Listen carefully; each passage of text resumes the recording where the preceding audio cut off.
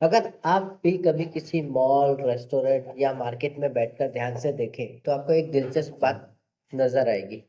कुछ लोग धीरे-धीरे पैसा बना रहे हैं और कुछ लोग सालों से मेहनत करने के बावजूद भी पैसे की टेंशन में फँसे हैं।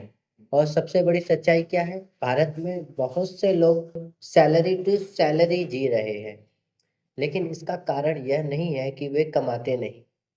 कई सर्वे बताते हैं कि भारत में बहुत से लोग 20,000 से 30,000 की अचानक आई इमरजेंसी को हैंडल नहीं कर पाते। 30,000 जो आज के समय में एक छोटा हॉस्पिटल बिल या फिर फ़ोन रिपेयर का खर्चा भी हो सकता है। और समस्या यह सिर्फ कमाने वालों की नहीं है। आपने ऐसे लोगों को भी देखा होगा जो 80,000 या 1 लाख महीना कमाते हैं, फिर भी महीने के आखिर में उनके पास पैसे नहीं बचते।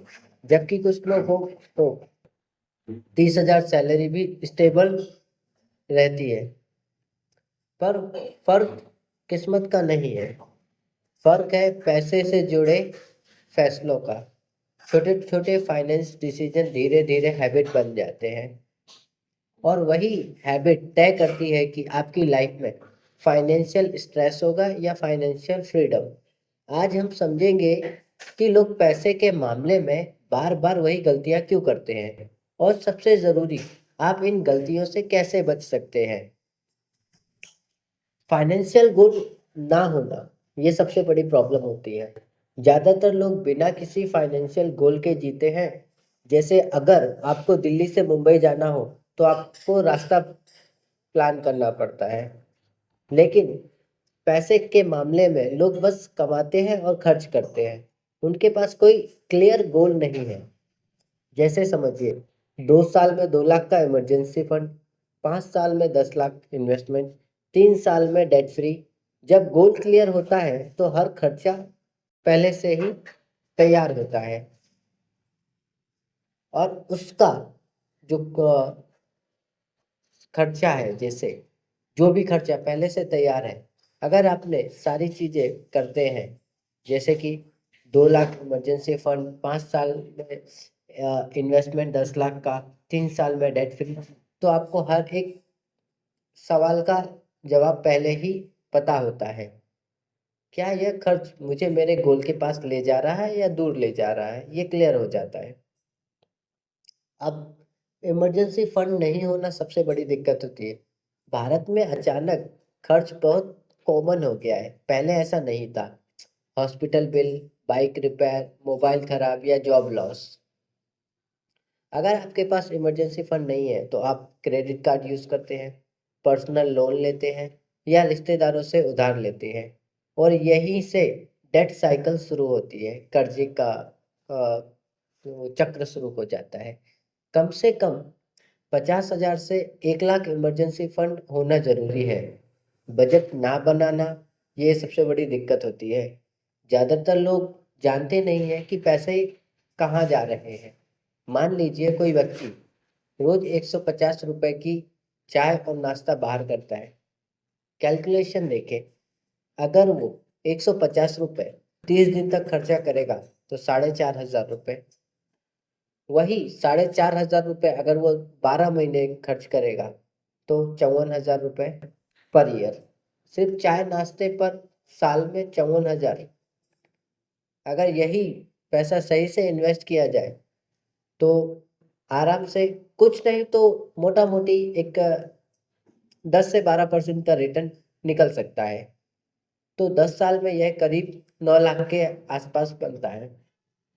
सिर्फ प्रेजेंट में जीना लोगों को बहुत अच्छा लगता है। अभी जिंदगी जी लो, फ्यूचर बाद में देखेंगे। लेकिन जब फ्यूचर आता है तो सेविंग नहीं होती, इन्वेस्टमेंट नहीं होते, रिटायरमेंट प्लानिंग नहीं होती, बैलेंस जरूरी है वो भी नहीं होता। आज भी इंजॉय करें, लेकिन फ्यूचर को इग्नोर कभी नहीं करना चाहिए। तो प्लानिंग करें हमेशा।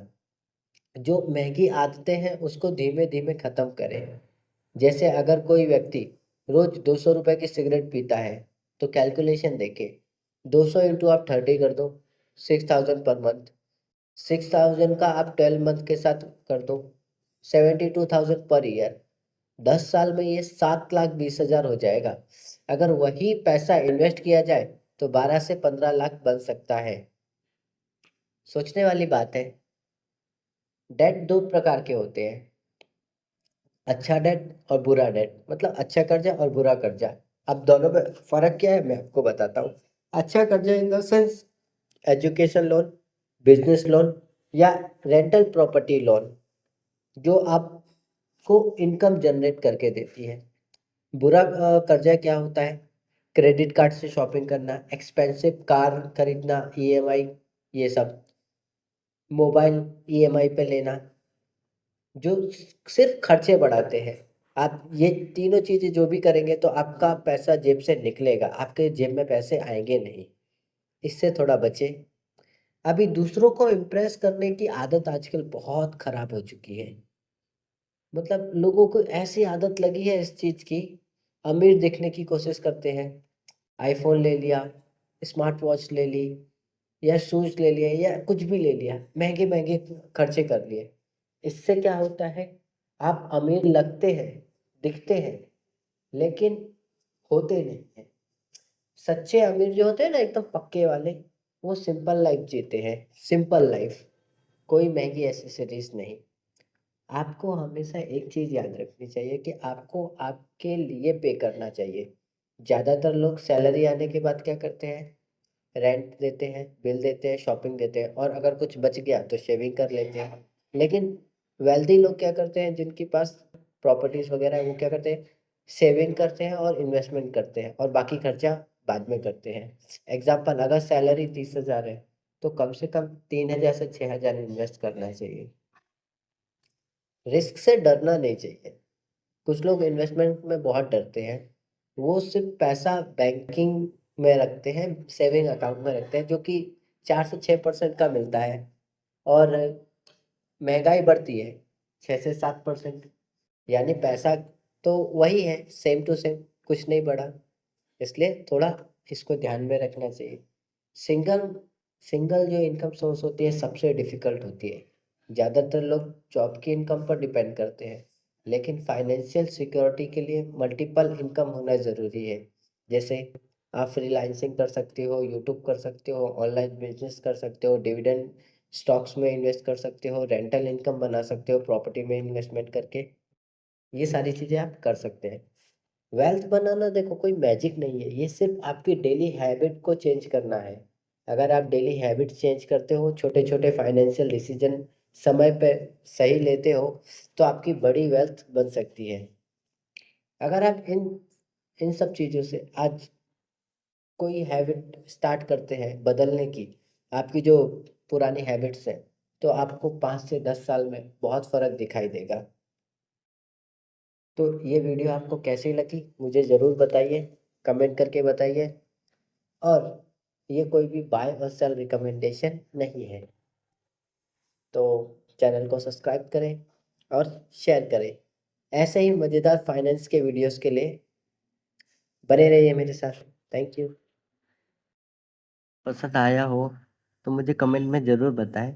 मैं इसका नेक्स्ट पार्ट लेके आऊँगा, और इससे बेहतर चीज़ें इसमें हम डिस्कस करेंगे। तो मिलते हैं नेक्स्ट पार्ट में सैलरी और स्ट्रैटेजी के।